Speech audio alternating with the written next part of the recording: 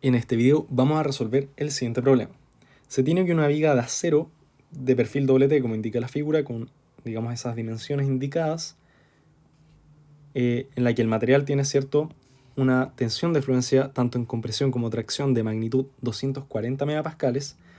Nos dicen que se puede considerar que tiene un comportamiento elastoplástico perfecto y nos están pidiendo, considerando, y voy a subrayar esto, una flexión positiva, ¿cierto? Recordemos que es una flexión positiva en esta orientación cuando los momentos son positivos, ¿cierto? Nos dicen que debemos encontrar tres cosas. Primero, el momento flector que provoca el comportamiento plástico en toda la sección. Luego, el momento que provoca el inicio de la fluencia en la viga. Y en la parte C, el factor de forma de la sección.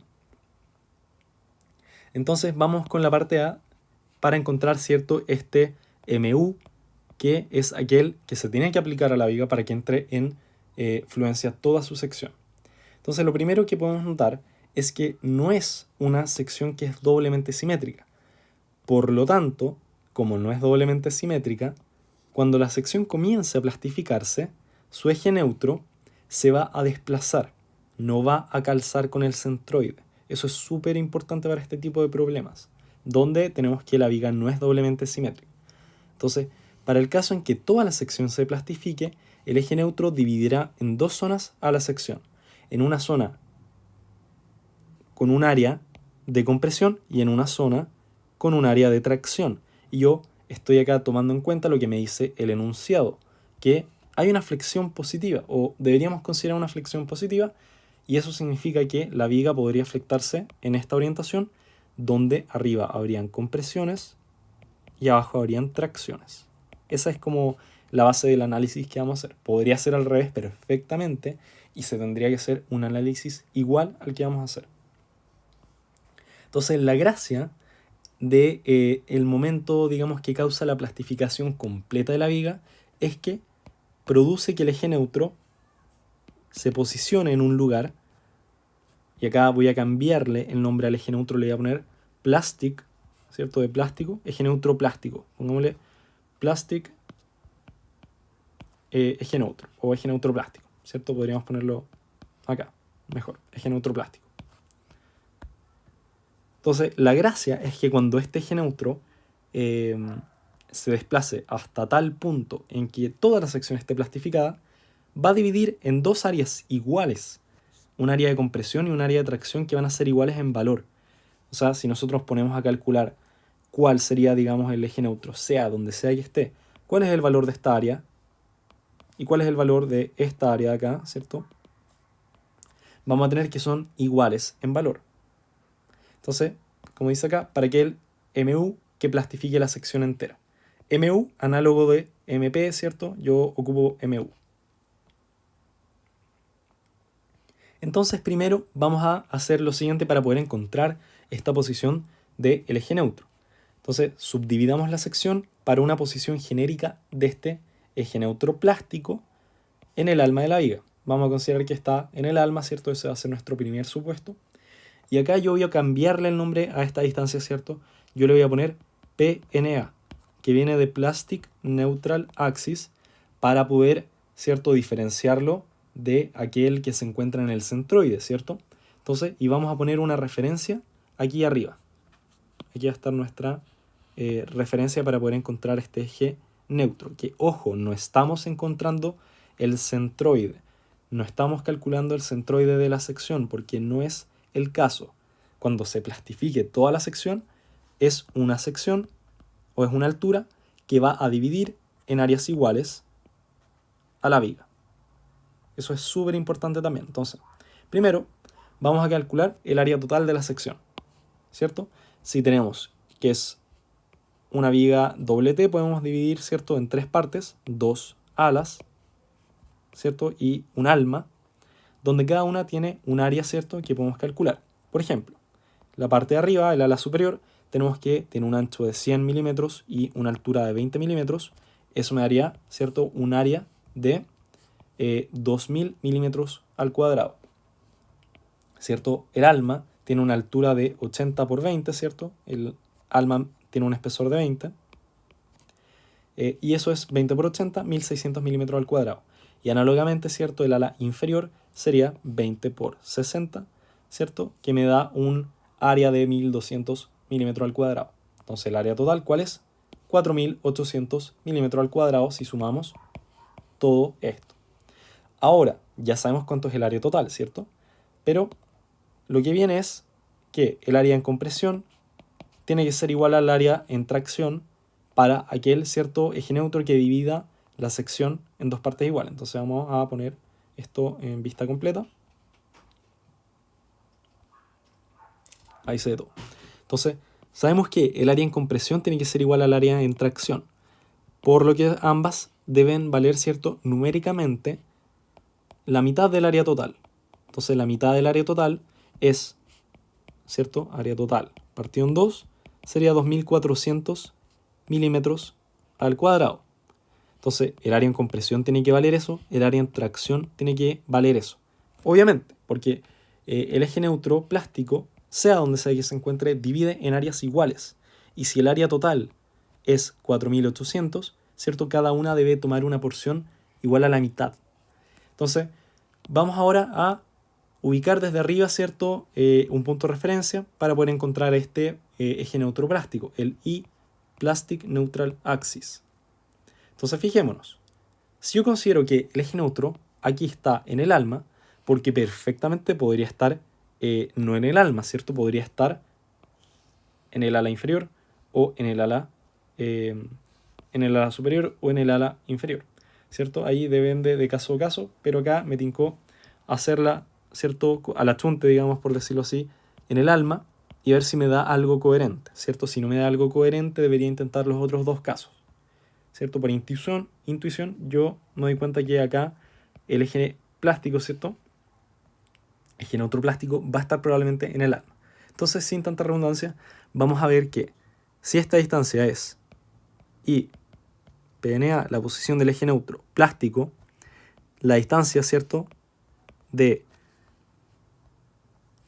el área, ¿cierto?, del ala superior es de 20, ¿cierto? La altura es de 20 milímetros. Lo restante que nos quedaría, ¿cierto?, para esta, digamos, rectángulo que nos queda dividiendo el alma, ¿cierto? El alma queda dividida en dos partes, sería IPNA menos 20. Entonces, las áreas de este rectángulo más este rectángulo de acá deberían sumarse y deberían ser iguales a el área en compresión, ya que estamos considerando un momento, ¿cierto?, flector positivo que genera compresión en la parte de arriba. Entonces, si sumamos estas áreas, deberían darnos un valor de 2400 milímetros al cuadrado, ¿cierto? Entonces, ahora yo reemplazo el área 1, que sería este rectángulo de acá arriba, sería 100, que es el ancho total, 40, ¿cierto? Más 20, más 40, son 100, multiplicado por la altura, que son 20, y yo ahora le sumo, ¿cierto?, el área 2. Y acá está la gracia. El área 2 queda expresada en términos de esta incógnita que queremos encontrar. Es decir, el espesor, ¿cierto?, el ancho son 20, entonces acá va 20. Y la altura es I PNA, ¿cierto?, menos 20, ¿cierto? Y yo reemplazo y puedo despejar. Me queda una ecuación de una sola incógnita. Y me da que es igual a 40 milímetros, ¿cierto? Me dio algo coherente. Me dio que yo desde acá puedo medir una distancia de 40 milímetros y encuentro, ¿cierto?, este eje neutro plástico ubicado a esa distancia. Entonces acá, no lo tengo dibujado, pero quedaría a 40 milímetros medio desde la cara superior. Entonces vamos ahora a lo que sale acá. Ahora sabemos que el eje neutro, ¿cierto?, se encuentra en una posición que ya calculamos. Entonces vamos a poder ocupar la ecuación del momento plástico o el momento último, yo le pongo, ¿cierto?, una U, que está dada, ¿cierto?, por la tensión de fluencia, es un dato de enunciado, multiplicado por este valor Z. Z es una propiedad geométrica que se llama módulo plástico. Es una propiedad geométrica tanto así como la inercia, como el módulo de la sección, el S, ¿cierto? Ese es el módulo elástico. Este se llama módulo plástico. Y se calcula, ¿cierto?, por ejemplo, para una viga, ¿cierto?, genérica, como el área partido en 2 multiplicado por I1 barra más I2 barra. ¿Qué es I1 barra y I2 barra? Por ejemplo, en el caso genérico, nosotros tenemos que sería medido desde el eje neutro, ¿cierto? O en este caso, el eje neutro plástico, sería la distancia hasta el centroide del área en compresión, ¿cierto? Y si abajo tenemos, ¿cierto?, la tracción, sería la distancia hasta el centroide del área de tracción, ¿cierto? Entonces tenemos que sacar el centroide geométrico de arriba y de abajo, y esos serían nuestros I1 barra y nuestros I2 barras. Entonces por eso depende solo de la geometría de la sección y de nada más. Y una vez que nosotros tengamos el valor de Z, conocemos el valor de sigma I, porque es un dato de enunciado, y ahí podemos encontrar cuál es el momento último o el momento plástico que genera la plastificación en toda la viga. Entonces vamos a eso.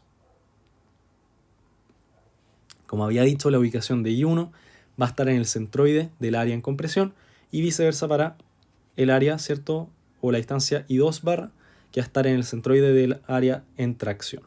Entonces, por ejemplo, acá tenemos que, acá esto puede ser o verse muy enredado, pero bueno, voy a partir desde cero.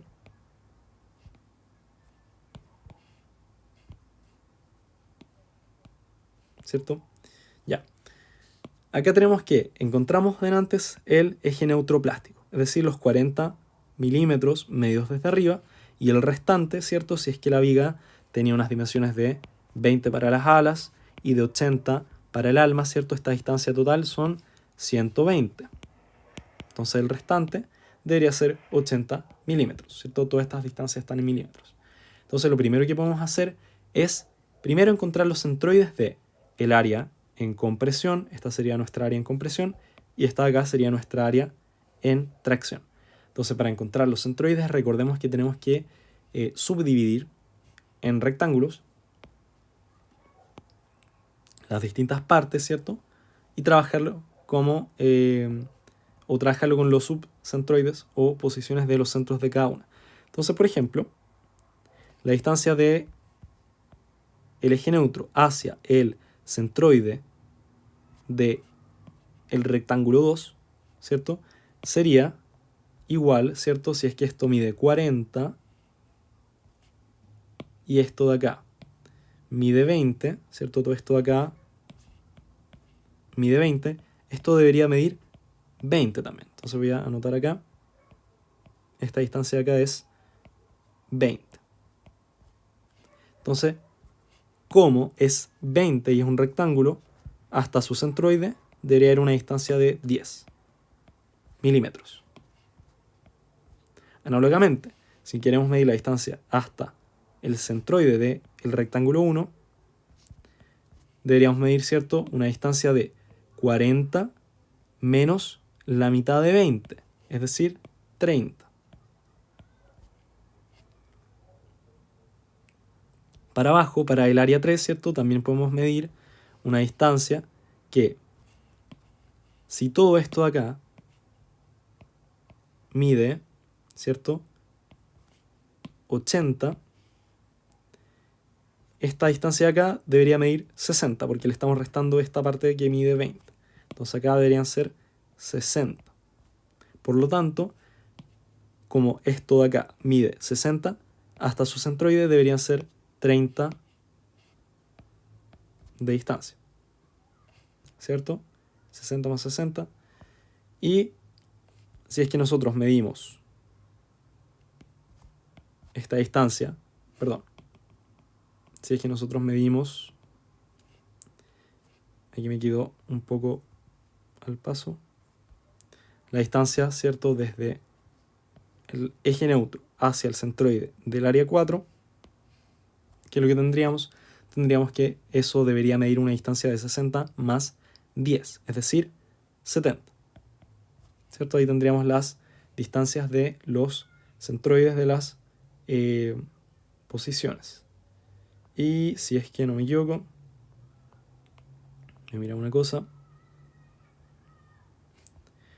Lo que podríamos hacer a continuación, ¿cierto?, sería calcular las áreas de cada una de estas secciones. Entonces el área 1, el área 2, ¿cierto?, sería 100 por 20 para el área 1, 100 por 20, me daría 2000 milímetros al cuadrado. El área 2 sería 20 por 20, ¿cierto? 400 milímetros al cuadrado. El área 3 sería 20 por 60, 1200 milímetros al cuadrado. Y el área 4 sería también 20 por 60. También me da 1200 milímetros al cuadrado. Entonces ahora, para ubicar cada centroide, ¿cierto? Nos interesa, recordemos, encontrar el centroide I1 y el centroide I2. Entonces, para ubicar cada centroide, que sería del área, digamos, en tracción y del área en compresión, ¿cierto? Toda esta sería nuestra área en compresión y queremos encontrar su centroide. Y toda esta de acá sería nuestra área en tracción y queremos encontrar su centroide, ¿cierto? Debemos operar con la fórmula que tenemos para encontrar los centroides en secciones con múltiples subsecciones rectangulares. Entonces, para la distancia I1, vamos a tirar esta línea, ¿cierto? Con este rojo más oscuro. Si queremos encontrar el centroide de esta sección de acá y el centroide de esta sección de acá, sería mi I1 y para abajo sería mi I2 barra. Por lo tanto, para el I1 barra, ¿cierto? Mi centroide en área en compresión sería el área 1 por la distancia, ¿cierto? 1, que, bueno, consideramos el área, ¿cierto? Chiquitita ahí, que serían 30, más los 400 milímetros, este es el área, ¿cierto? De el cuadrado rectángulo 2, multiplicado por la distancia, ¿cierto? Hasta su centroide desde el eje neutro, es decir, 10. Ahí estaría el 30 y el 10 ya ocupados. Y abajo tenemos la sumatoria de las áreas.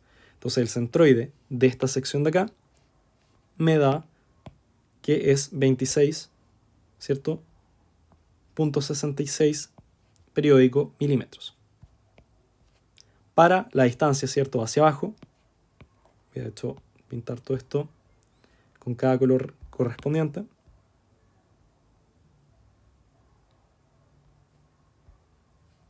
Para el I2, ¿cierto? Barra sería los 1200 milímetros de el área, ¿cierto? 3 por su ubicación, que son 30 milímetros hasta su centroide medido desde el eje neutro plástico, ¿cierto? Y esto le sumo en el numerador el área, ¿cierto? De la sección 4 por los 70 milímetros, que es la distancia hasta su centroide desde el eje neutro plástico, ¿cierto?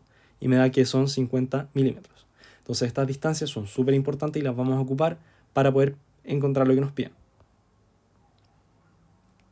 Finalmente entonces tenemos que el eje neutro plástico está ubicado, ¿cierto?, a la distancia que hemos encontrado, que son 40 milímetros desde la cara superior, y los centroides de cada subsección, que consideramos el área, digamos, en compresión, está a 26.67 medidos del eje neutro plástico, y para el área en tracción, su centroide, que es de la sección de acá, está ubicado a 50 milímetros, ¿cierto?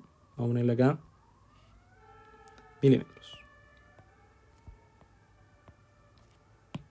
Por lo tanto, podemos fácilmente encontrar, ¿cierto?, el módulo plástico de la sección simplemente operando el área partido en 2, ¿cierto?, los 4800 milímetros cuadrados, que son el área total partido en 2, por esta suma de las distancias, ¿cierto?, que corresponden a los centroides del área en compresión y al área, ¿cierto?, en tracción, que es arriba y abajo. Entonces, 50 más 26.667 por el área partido en 2 me da un módulo plástico de 184.000 milímetros al cubo. Acá, ojo también, el módulo elástico tiene, tanto el módulo plástico como el módulo elástico, en este caso, tienen unidades de milímetros al cubo.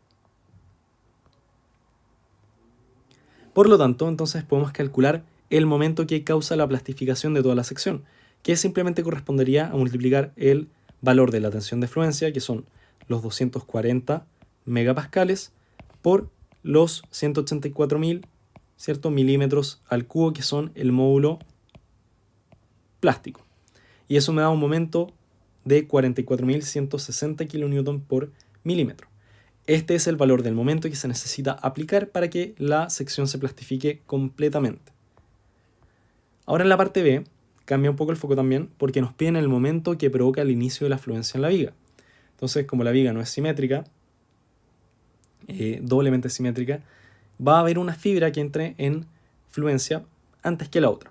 Entonces, primero que nada, en el límite elástico, ¿cierto? O del comportamiento lineal elástico, podemos seguir utilizando esta ecuación de acá, donde nos relaciona el momento aplicado, ¿cierto? Que es el de fluencia, que es el que debemos calcular en función de estas tensiones de fluencia por la inercia partido en esta distancia. Entonces, primero la inercia debe ser calculada según el eje neutro. Y ahora no es el eje neutro plástico, es otro eje neutro. Y esta distancia Y, ¿cierto? Debe ser la más grande desde el eje neutro hasta algún borde, ¿cierto? En la distancia vertical, obviamente. Entonces, en este caso, solo las fibras externas van a estar plastificadas y el eje neutro no va a dividir, como en el caso anterior, a la sección en dos áreas iguales, sino que perfectamente pueden haber secciones súper distintas en términos de área divididas por el eje neutro. Entonces, al encontrarnos en el límite elástico, y ojo con esto, cuando todavía estamos justo en el límite elástico, el eje neutro aún estaría en el centroide de la sección completa. Entonces, ahora sí corresponde, ¿cierto?, ubicar el centroide de esta sección completa. Y esto ya lo hemos estado haciendo, ¿cierto? Primero podemos encontrar las áreas, ya las determinamos, ¿cierto?, de cada subrectángulo, que dividimos, ¿cierto?, en 3, por ejemplo. Y luego tenemos que operar, ¿cierto?, con esta ecuación de acá, que es la fórmula para hallar el centroide, ¿cierto?, en la dirección Y desde un punto de referencia, que yo ahora lo estoy poniendo abajo, fíjense. Pongo abajo para demostrar que tanto abajo como arriba, ¿cierto?, podría ubicarse esta referencia y deberíamos llegar al mismo resultado. Entonces voy a mostrar todo, ¿cierto?, que acá, ¿qué es lo que estoy teniendo? Tengo que desde la referencia hasta, por ejemplo, el área 1, la distancia es 110 milímetros hasta el centro, ¿cierto?, de esta sección rectangular 1. Para la sección rectangular 2, que es esta alma, ¿cierto?, tengo que su distancia hasta el centroide desde la referencia son 60 milímetros. Y análogamente son 10 milímetros para la sección 3. Entonces simplemente multiplicando esta distancia Y, ¿cierto?, desde la referencia hasta el centroide por las áreas de cada uno de estos rectángulos, obtengo que la posición del centroide está ubicada a 68.33 milímetros, ¿cierto? Abajo, digamos, pongo el área total directamente porque es la suma de todas las áreas y ya sé que el área total son 4.800 milímetros al cuadrado. Por lo tanto, veo que el eje neutro medido desde abajo se encuentra, ¿cierto?, a 68.33 milímetros y el sobrante desde arriba, ¿cierto?, me queda 51.67 milímetros. Ya esa es la posición del eje neutro en el centroide y podemos ubicarlo en el centroide porque justo estamos todavía al límite del comportamiento elástico. Si nos pasamos del comportamiento elástico, el eje neutro se va a desplazar hasta llegar al eje neutro plástico, como ya lo vimos en la parte anterior. Entonces ahora lo que tenemos que hacer es calcular la inercia de la sección, porque a partir de la inercia, ¿cierto?, nosotros vamos a ocupar la fórmula que vimos en un principio. Entonces, esta inercia debe ser calculada con respecto al eje neutro. Entonces, si tenemos 3 subsecciones, la sección 1, la sección 2 y la sección 3, podemos calcular, ¿cierto?, la distancia desde el eje neutro hasta los centroides de cada una de ellas, ¿cierto? No es lo mismo que medir la referencia hasta el centroide de cada una, que si medimos, ¿cierto?, desde el eje neutro hasta su centroide. Entonces, por ejemplo, para la sección 1 tendríamos un D1, para la sección 2 un D2 y para la sección 3 un D3. Entonces, por ejemplo, para hallar esta distancia desde el eje neutro hasta, ¿cierto?, el centroide de esta ala superior, ¿cierto?, que llamamos como sección 1, deberíamos tener en consideración que si la altura total es 51.67 desde el eje neutro hasta la cara superior, yo tendría que restarle, ¿cierto?, la mitad de los 20, ¿cierto?, que serían 10. Y me da 41.67 el valor de D1. Si yo quiero encontrar el valor de D2, ¿cierto?, debería tener en consideración que si la altura total es de 68.33 milímetros, yo debería restarle primero esta distancia de acá, que son los 20, y después debería restarle la mitad de esta sección del alma, ¿cierto?, que son 40 milímetros, ¿cierto? Si todo esto tiene una altura total de 80, la mitad va a tener una altura de 40. Por lo tanto, yo estoy restando los 20 más los 40. Y me da que esta distancia de 2 es 8.33 milímetros. Y la distancia de 3, ¿cierto?, ya la encuentro con el razonamiento análogo y me da 58.33 milímetros. Por lo tanto, si yo quiero encontrar cuál es la inercia total de la sección, ocupando el teorema de Steiner, yo voy a tener que sumar las inercias, ¿cierto?, con respecto al centroide de cada una de estas pedacitos, 3, 2 y 1, ¿cierto? Y todo con respecto al eje neutro. Entonces, operando, ¿cierto? Por ejemplo, serían para el rectángulo, ¿cierto?, de arriba, su área, ¿cierto?, era 2000 milímetros al cuadrado y la distancia de 1 son 41.67 milímetros, y esto tiene que ir al cuadrado en la fórmula de Steiner. Y a esto yo obviamente sumo el término que va relacionado a el centroide, es decir, b por h al cubo partido en 12. ¿Ya? Entonces sería b, que es 100, por h, que es 20 al cubo, partido en 12. Y este sería el término de la inercia de la sección 1 medida con respecto al eje neutro. Entonces, análogamente, yo tengo para la sección 2 y para la sección 3. Y si yo sumo todos esos términos, me da una inercia total de 8.63 por 10 a la 6 milímetros a la cuarta. Finalmente, dado que se asume una distribución lineal de tensiones, la tensión va a ser mayor mientras más alejados estemos del eje neutro. Entonces, la distancia, vamos a mirar todo esto hasta acá, la distancia I igual a 68.33 milímetros desde el eje neutro, ¿cierto?, hasta el borde inferior, es, digamos, esta distancia más grande que tenemos para medir. Por lo tanto, las tensiones acá lógicamente van a ser mayores para un mismo momento que las tensiones que se produzcan en la cara superior. Entonces va a entrar, digamos, en tracción, va a entrar en influencia por tensiones de tracción antes que tensiones de compresión. Entonces el signo lo consideramos cuando vayamos a calcular las tensiones con esta ecuación. Eso es súper importante. Entonces, si consideramos que esta distancia es de menos 68.33 milímetros medidos desde el eje neutro hacia abajo, ¿cierto?, con el signo negativo, y también tenemos que considerar que esta tensión de fluencia en el enunciado nos dijeron que eran 240 megapascales, tanto para tracción como para compresión, ¿cierto? Entonces digamos que está en valor absoluto. Entonces, obviamente, como el material es elastoplástico, puede ser más 240 megapascales cuando se trate de tracción o menos 240 megapascales, ¿cierto?, si se trata de compresión, porque las tensiones de compresión son negativas. Entonces, eso quizás es un dato implícito, pero es algo que tenemos que saber según el comportamiento lineal elástico elastoplástico, ¿cierto?, de este material. Por lo tanto, como en el enunciado nos dice que asumamos una flexión positiva, ¿cierto? Flexión positiva en esta orientación, recordemos, abajo se producen las tracciones. Y es lo que tengo acá. Bajo el eje neutro habrá tracción. Habrá con tilde, ¿no?